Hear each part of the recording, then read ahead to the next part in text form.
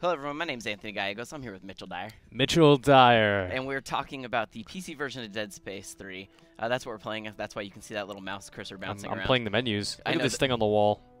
It's a necromorph. It's dead. It's dead. It's super dead. It's a dead necromorph. Anyways, dead real morph. So if we go into the settings, we can see what kind of the PC features are. I mean, they've gone on record of saying that the PC version isn't necessarily like mind-blowingly different, right, from the console versions. And so you see when you go to like visual settings, which is where most of the PC specific things are, you can change the resolution. Oh, let's do that. We have it at 1920 by 1080. That's the native resolution of the monitor we're using. I was going to change it to super low res. No, don't do that. Okay. You can turn on VSync, and obviously these aren't all the options, because if you turn graphic quality custom, you can custom render settings. Oh. And then that's where you There's a whole bunch of stuff in exactly. So that's where you can really, turn things like depth of field, bloom. Yeah, you can crank it up. Yeah, I mean, we should turn more of this stuff on. Turn the shader qualities up too. I'm gonna turn up all the things. Shadow quality, high shadows. Yeah, we're running high shaders. We're running on a very high. More FXs. I don't know what any of this means. Hold on, don't touch that. All right. You don't. I don't understand computers. Please help. Let's just. All right. Let's just leave it at that. All right. This one. Anyways. 2 FXs. But we got the flares. We have everything on motion blur. Got your blurs. But your SSAOs. SSAO. So anyways, there's a lot of things you can change, whether it's ambient occlusion and depth of field. So there are a lot of options. One of the things that PC people have been complaining that there isn't, though, is the ability to change your field of view. It's in the menu. Anthony, let me tell you all about field of view, because we figured it out. There is a way. It's just not in the game. So what you have to do, you Alt-Tab out. You go to this big, boring Windows menu. You go to your C drive. You go to your users. We are IGN Games. Go into your app data. Go to local. This is a thrilling exploration of our computer, by the way. EA Games, Dead Space 3, because this is an Origin game. You have to go in the EA Games. We go to System, and then you have all of this confusing, scary stuff. And what you have here is Windows FOV scale. And you can adjust that to your liking. You can, yeah. So if you find Dead Space 3's field of view is super tight, you can change it to 1.1. That'll broaden it up a bit. Pull the camera back, save that file, jump back into Dead Space. You will have to restart the game as a whole to get your field of view changed, but it'll give you that extra sight line that a lot of people like. And one thing I'll say for people that want to change that is that you do need to reveal hidden folders and files to do that, because the app data folder is natively hidden by default. It's hidden. Yep. So let's go ahead and jump into the game so you can all see it. I mean, it basically is a prettier version of Dead Space 3, and not the Dead Space on consoles. It looks phenomenal. Very pretty game. Yeah. So we're just a little bit into the game at this point, a few chapters in. And what you're going to see is the default field of view. I'm not going to change it. I like the field of view. This is the default field of view. And as long as you're not sitting too close or you don't have a gigantic monitor, it's not that bad. It feels perfectly fine to me. But I know that for some people who are very sensitive, they get sick if they're too close. So very much still Dead Space, if you haven't been following it. And that's the thing, right, is the PC version has some bells and whistles. Yeah, it may not have everything that maybe some PC-specific games have, or something like The Witcher has. Sure. But it's a beautiful-looking game, and more importantly, I mean, it works, right? So that's what's important.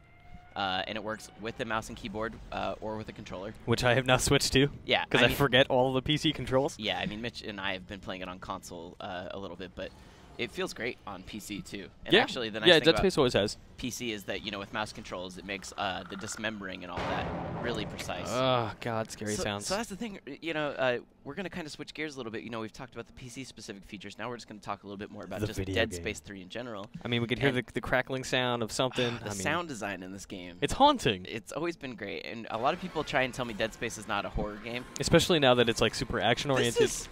When you talk horror, like, this is horror. This is horrifying to me. Like, that thing's gross. Exactly. And it may not be as scary because I'm standing here next to Mitch and I'm in an office full of people. And he's holding me. But I can't take the tension. But when you're at home, and these things are coming at you screaming and stuff, it's a stressful endeavor. Yeah, I mean, that's what the series has always been about, right? It's more about stress and tension than, like, eerie waiting for things to pop out at you. Yeah. There are boom moments of this still. But I think the constant tension, the atmosphere, like, that's what always defined Dead Space to me. And that's what always made it horror. Yeah, and you still have all the things that made Dead Space, right?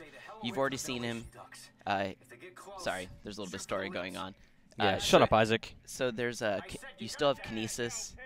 You still have the ability to kinesis.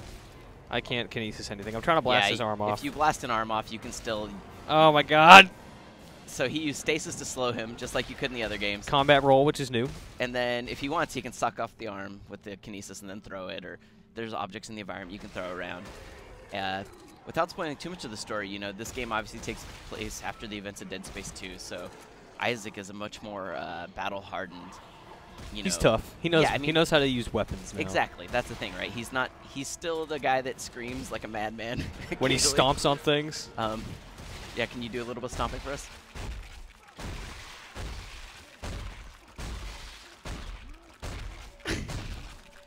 Are you satisfied with the stomping? Was the stomping sufficient? We have the volume a little low, but you can't hear. But man, after He's a while, just screaming. He just starts swearing profusely. It's so good.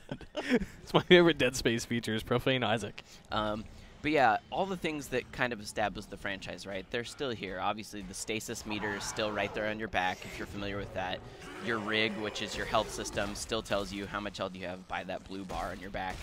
You know, you got your rotating plasma cutter. Exactly. The staple. But if we can get to a bench in a little bit, it'd be cool to show the fact that, you know, in the old games, you collected power nodes. Power nodes, and you could use those to plug them into like basically an RPG style bar to progress a weapon. Yeah. And to progress your suit. And now you collect a bunch of different resources from around the environment that you can actually use at benches to create your own weapons. Oh my god! So I hate ladders. Yeah, I know. All these look at that camera angle. I know. Nothing is safe about this. But the thing about crafting your own weapons that's really cool is, like, in the old game, I loved line gun. Yeah, But the line gun had a pretty limited use. Or, for instance, if you use the line gun, you would have the line shot, and then you would have the alternate fire, which would be like the landmine. Right. That would blow up. And then this one now, you have an upper and a lower weapon, and so you can make like a line gun with a shotgun attached to it. And then you can add attachments to that to like electrify the shotgun blast. So how do you feel about the difficulty in Dead Space? Because earlier, like I tore those dudes down with a basic plasma cutter before they could even get to me. We're talking a little bit about the weapon customization. The other big feature is co-op. Like Dead Space 3 enables you to be a lot more powerful, a lot more quickly, especially if you're playing with somebody else. How do you feel like that has affected the game for you? So I feel like the new Dead Space, I mean, they've one thing that I think that changes the game pretty significantly, and I wasn't sure how I felt about it at first, but I've grown to like it, is that in the old Dead Spaces 1 and 2, you collected ammo for individual weapon types. Yep. So if you collected gun for your plasma cutter, it was plasma cutter ammo. Line gun had its own ammo. So you would often end up switching to a certain weapon just because you were out of ammo for your favorite gun. Sure. But in this one, you just collect ammo clips, and they apply to everything. So I feel like that's made it a little bit easier. Yeah, I've just been throwing away plasma cutter rounds since I used that machine pistol. They also throw a ton more enemies at you. Yes, they do.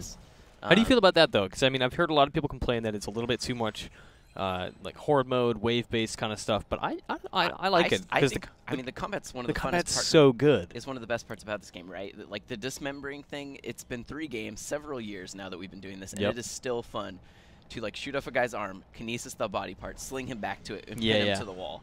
Like, you know, moments like that are just so cool. Like, I think they understand that people have been following this franchise for a long time, and if you're a seasoned Dead Space player, you can handle these battles, and you can actually feel powerful now. Yeah.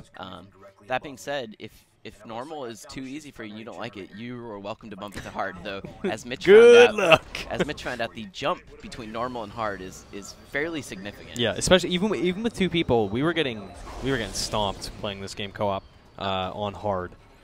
And oh no. Yeah, actually, we get to see some of the. Nope, that's an arm. That doesn't do me any good. Give me the axe. Yep, there you go. He kinesis the guy, but we get to see one of the new enemy types here where, yeah, now these guys break apart like Resident Evil 5 style. Yeah. Tentacles come out. No, that's bad when that happens. You expect to be Although Isaac's combat roll certainly helps. It does. Oh, good. They're hurting each other. That's perfect. Could you stop, please? Mitch, I need you to shoot better. I'm trying, Anthony. I'm doing everything I can. Oh, God. Okay. How many of them are... Stop it. Everyone relax. Time to stasis. Everyone just take a break. So just like the old Dead Spaces, it's very important in this game still to go, when you kill things, to make sure you hit them one last time after death, because they all drop precious treats. Yeah. Bust them open. Including stuff for, like, that item. He looted it really fast, but that Get was out a of here, piece leg. for crafting. So there are still puzzles in the game. I will say that, personally, I find they're all very, very, very Sure, yeah. I mean, they're not meant to be challenging, right? They're meant to be tasks. They're meant to be... they operate in the way that I think people are meant to understand things. Like, this is a machine. I know that I need to turn the power on, so I play with the 2 items that are available. I pull it down, I twist the switch, turns on. Got it. It's not meant to be like, to trap you, like a lot of puzzles are. Like, you remember Sands of Time? You remember playing Prince of Persia Sands of Time? Yeah, you would get stuck. Right, you get stuck in a room and not have any idea how to like make an elevator go up, and you'd be totally screwed. I don't know. I feel like puzzles in this make sense. Yeah, puzzles in this are definitely more about presenting you with something that you know how to overcome, and then making you fight enemies to overcome it too. Oh like, my God. Puzzles very rarely are just about the thinking part. And almost always like this, right? As Mitch is activating parts of these, he's initiating waves of attacks. I never feel like it's the kind of God of War had this problem on PlayStation 2 and 3 where there would be a puzzle, but and you would get attacked and you would just not be able to complete it because dudes would attack you while you're like rotating a switch, and the switch would turn all the way back around. You'd have to do the whole thing again while fighting guys. Like, nothing about Dead Space 3 ever feels tedious to me. One thing I'll say about it is that, you know, for people who hold on, I'll wait until he finishes. We got just important chatter here. Isaac will rendezvous with the Spire. Got it. One of the things about this. Open the door. That I think maybe some people. Man, I got totally distracted. Sorry. That's I know, Mitch. You need to use a little bit of health, by the way. Yeah, you can. Thanks, buddy. The crafting system also allows you to craft your own health and stuff now too. Yeah. I feel like this game is very clearly not about the puzzles. Like, even the story in this one, I think the story's fine. It's fine. I agree. I enjoyed it. It's good. Yeah, it's worth hearing, especially if you love the Dead Space universe. Yeah, if you're a fan of the fiction, you're really going to get into. I mean, there are certain things about it that I dislike, especially toward the end. I find some things to be totally unsatisfying, but you know, for the most part, I like it, especially moments like these. Yeah. Although potential spoilers, if you don't want to know anything about Dead Space, turn it off now. Abort. Abort. Yeah, I mean, that's the thing about Dead Space. It is a very linear, story-driven game, right? So it's hard to show you things without there being some degree of spoilers. Yep. We found our friends, Anthony. We did it. Everyone's happy again. Yeah, but just like any horror movie, what's a big cast of characters for, Mitch? Dying. Getting dead. In case you don't know, that's Ellie, who was in the second game. Kind of a preposterous makeover for her. Yeah, she doesn't look anything like the Ellie that I remember from the Sprawl. Like, what is with that shirt? I know, right? Come on. That's not suitable for space. And then there's Carver, the guy in the red in the background, which, you know, Dead Space is a cooperative game now. Yep. And you've played single player and co-op. Yes. How do you feel, like, as far as, like, experiencing one over the other? I feel like you can play single player and get the total perfect, you know, pure Dead Space experience, just playing as Isaac. Carver is in the background. He's inessential in terms of, like, oh, he's not there, and he never feels like, oh, he's supposed to be the co-op partner. While in co-op, I enjoy having him around. I like the interaction between Carver and Isaac.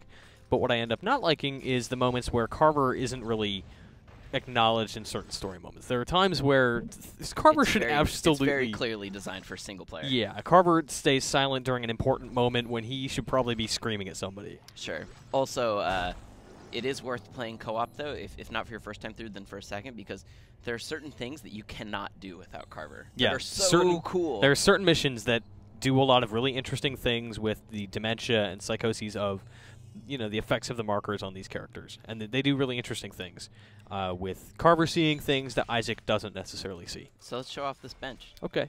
The new bench system. It's a bit confusing. We did a commentary a while back before Dead Space 3 came out to give you an idea of how it works. It's a little complicated, but we'll give you a quick rundown. Okay, so you can... All right, so we're going to dismantle this trashy This is garbage. like the starter pistol, basically. Yeah, I'm going to get rid of this thing. Dismantle. So you take all those parts back. That's my default plasma cutter with the rotator cuff. Just for the sake of, you know, shaking up tradition, let's show off how you can change this. Okay. So instead of, you know, your usual rotator cuff, which lets you change horizontal, vertical slicing, we can now remove that and stick with a horizontal plasma cutter. I don't know if you can do a vertical only. I think you have to stay horizontal. Yeah. And then we can add different things to it. So let's add a Tesla core. Okay. Now we have a little zappy. So now we've made a thing on the bottom. Basically, we can shoot out a shock blast on top of shooting a plasma bolt, which would be our optional weapon. Yeah. And if we had extra tips, we could change the way that Tesla thing fires, but we don't. So let's just build that and move on to another frame. Well, for instance, you could also, I know, if you had like a military engine, because that's the whole thing. You have a frame and an engine, and those two things kind of drive the weapon. And so if you had a military engine on like a heavy frame... We'll go with a heavy. We can go with a military. Okay, so by default, it's an assault rifle. Yep. Then if you changed your tip, which we probably don't have the ability to craft new one, but you can. We can show, yeah. Look Exactly, you could do a conic dispersal, which turns it into a shotgun. So then you could even, you could put a conic dispersal on a plasma weapon, and that changes the type of plasma weapon you're going to fire. You could put it on, you'll get the weapons that can fire heavy, like steel bolts. And if you have it on a typical rifle, it fires a single bolt that can pin them to a wall. And if you put it on a conic dispersal, then it shoots like a blast, a shotgun blast bolts. to them, yeah. And you can see like the effect of it. It tells you pretty accurately, like here's the range of the weapon, the accuracy, and here's how it affects the damage, reload speed, the clip size, and what's the speed? What does that indicate? That's the this rate of fire. Yeah. Yeah. Okay. So once you have all those, you decide what you want on your tips. You can change out. Then we have plasma core. So that's a force gun. Yeah, and then you get a bunch of attachments too. So you could even modify it to where the force gun also shoots a small amount of stasis. Yeah. And slows the guys as they're coming towards you. Supports for co-op. So if I have an ammo support, it just increases the clip size. The ammo sweeper just automatically picks up nearby ammunition. Anthony mission. There's a health support one where anytime you use a health pack, your co-op partner gets a little bit of health too. Yeah, there's a bunch of different mods that you can attach, and you can only attach 2 of these. So you do have to play, depending on what you're playing. If you're playing co-op, you want to attach those so that if I heal, I help Anthony. If Anthony uses a stasis pack, it helps me. And you see, upper weapons and lower weapons each have a damage, reload, clip, and speed. And so I was going to say the screen that Mitch just went to. Yeah, so we have these separately. And it's worth noting that you kind of want to memorize what you've just built. So now we know, okay, we have machine gun on top, force gun on the bottom. Because once we go in here, it doesn't really tell us once we go to the upgrade circuits. Right, so now if you want to upgrade the machine gun, you can add circuits there. So he has a +1 damage circuit. He puts it in there. Now it does more damage. And eventually you'll get all kinds of circuits that'll do things like +2 damage but -1 rate of fire. Yeah. So you have to make choices kind of based around, if you have a really high rate of fire anyways, well then what's -1 rate of fire if it makes it do a lot more damage? And if you're willing to deal with slow reload times, you could crank your damage and your rate of fire. To insane. Yeah. It's just going to be a long reload.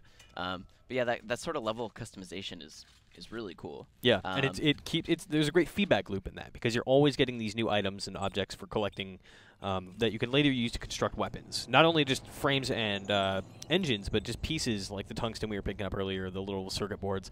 All of those apply to various upgrades and crafting. And tools. Of course, much to the chagrin. Oh yeah, see, so there's the force gun with the machine gun part, and of course, much to the chagrin of many people on the internet, you can also, we use tungsten, you use the scrap metal to build these things. You can pay real Earth dollars, human monies, to acquire a bunch of that. Can I tell you a secret, Anthony? Mitch has spent dollars. Spent $4 on a pack. That's it. Actually, I'm going to jump back to the bench and show the world the way to get around it, though. So you don't need to spend money because the stuff you can buy on the marketplace. I don't know if we're connected to the internet. We are. Look at this. All right, so we have all of these different things that we can buy. Sharpshooter pack, Tundra Recon pack, all of these packs. Right. Now, you can either spend real human dollars, as Anthony said, or I don't know if they're showing up in there, but you can spend ration seals, right? Which are items that actually maybe we don't have them unlocked yet because eventually you get scavenger bots. Yeah, you saw that item where you could purchase that was a scavenger bot speed up. Yeah. So you get these scavenger bots you can deploy in the environment. They go out for a certain period of time, and when they come back, they bring a bunch of free supplies like scrap metal, and they'll also bring ration tickets. And so if you're willing to be patient, do exploring, and do all that, you can get ration tickets and purchase all that stuff without paying money. Yeah, and you can earn ration tickets fairly quickly, too, because the spots where there is the most resource-rich locations are indicated via the robot. Like, the robot will say, hey, I'm beeping, nearby is a great spot. We should go to it. Let's leave this room. Let's leave.